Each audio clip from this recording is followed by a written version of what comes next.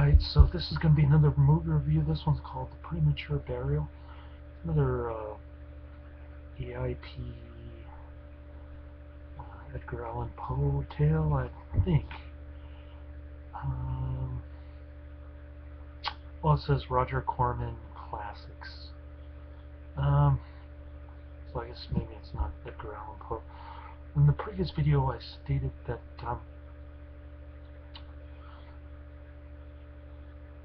Mask of the Red Death may not have been true to Edgar Allan Poe, and I was right.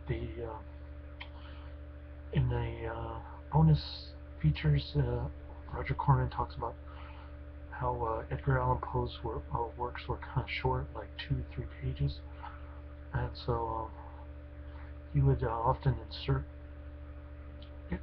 Edgar Allan Poe at the end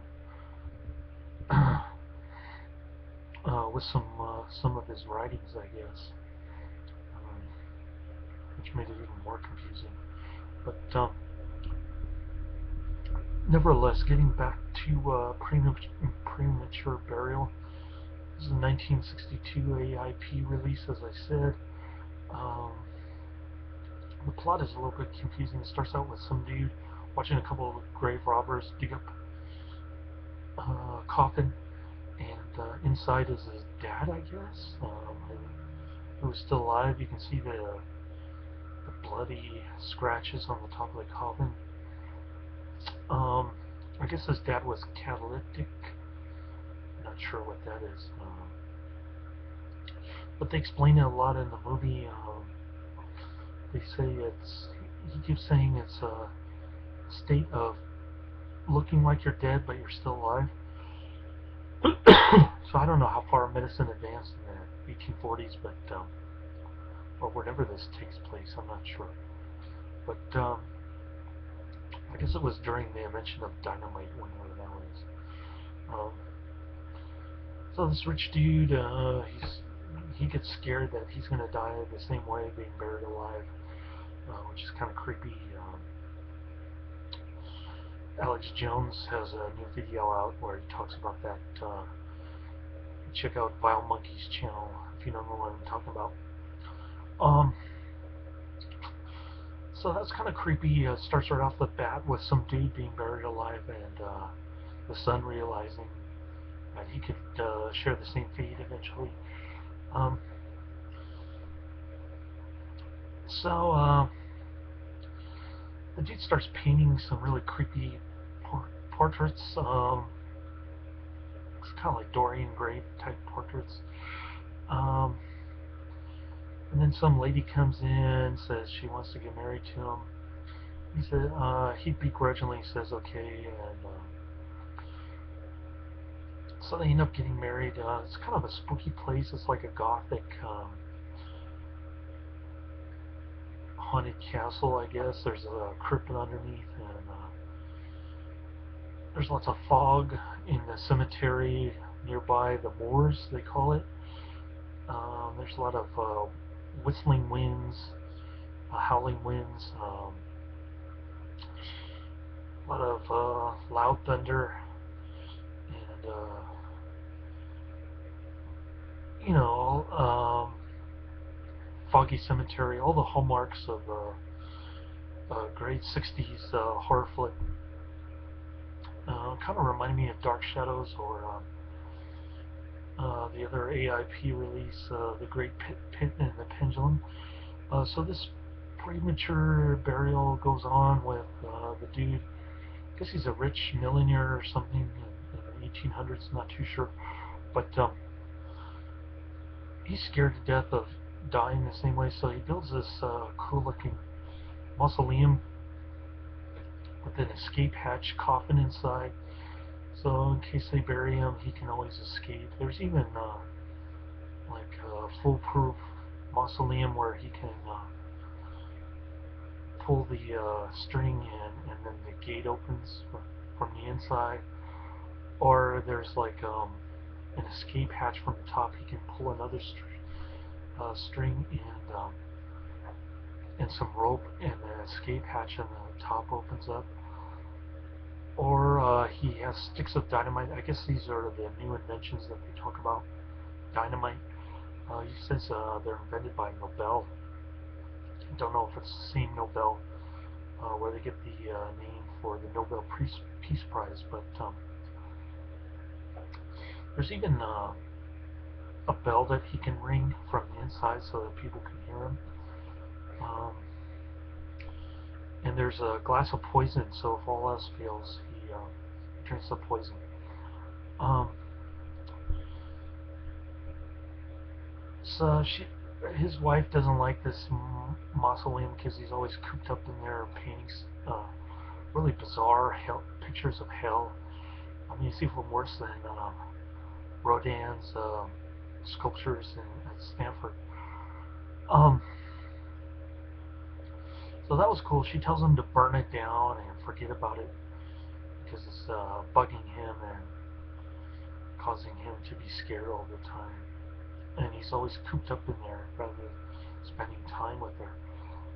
So there's this other doctor dude who's into weird experiments, like Frankenstein experiments, bringing dead frogs back to life. So I guess he's allowed to work in the crypt underneath. There's like a little laboratory there.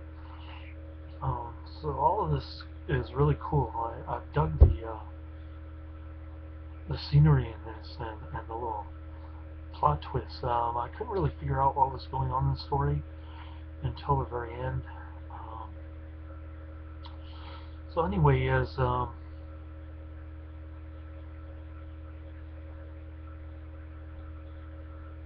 he decides to have dinner. I guess he's supposed to go on his honeymoon finally in Florence or somewhere. But before that, he decides to throw a dinner party with the Miles dude, the dude with the frog, and then there's another doctor. I guess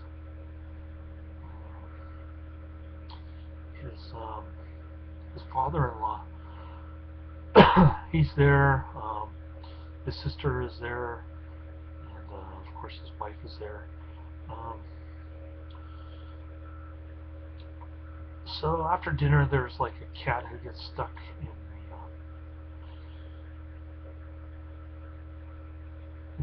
in the panel, I guess, in the wall.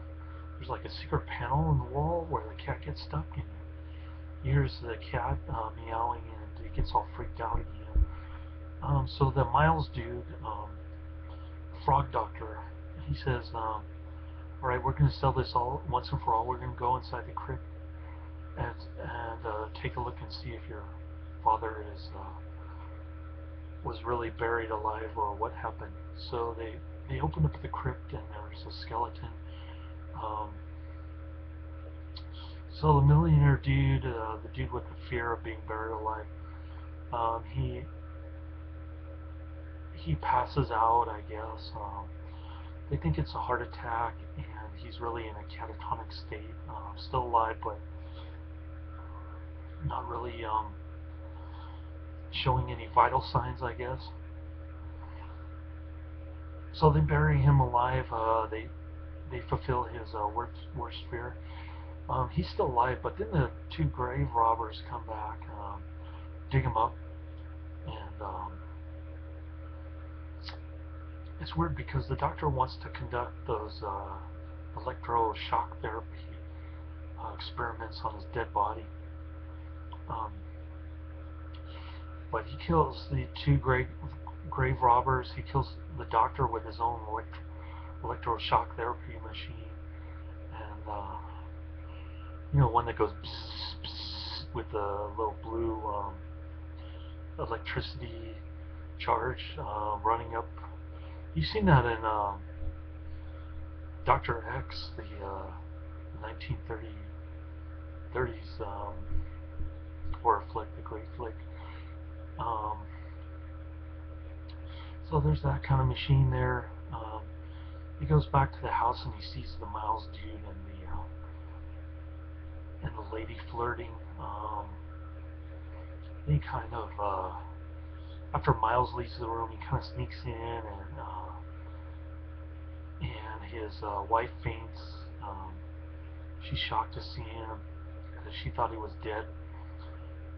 Um, then he brings her to the cemetery while Miles is following them. She's like screaming. Well, I guess I don't know if she's really screaming or what happened. No, I guess she's still faint. But he brings her to the cemetery. Miles can't find out where she is. Um, he goes looking for her in the cemetery, and I don't want to spoil the ending because it tells you a lot about the story, what really happened all along, uh, and it also tells you the ending. So I won't really go into that much detail towards the end, but it's a good ending. So there were a couple things going on. The thing with him being scared all the time,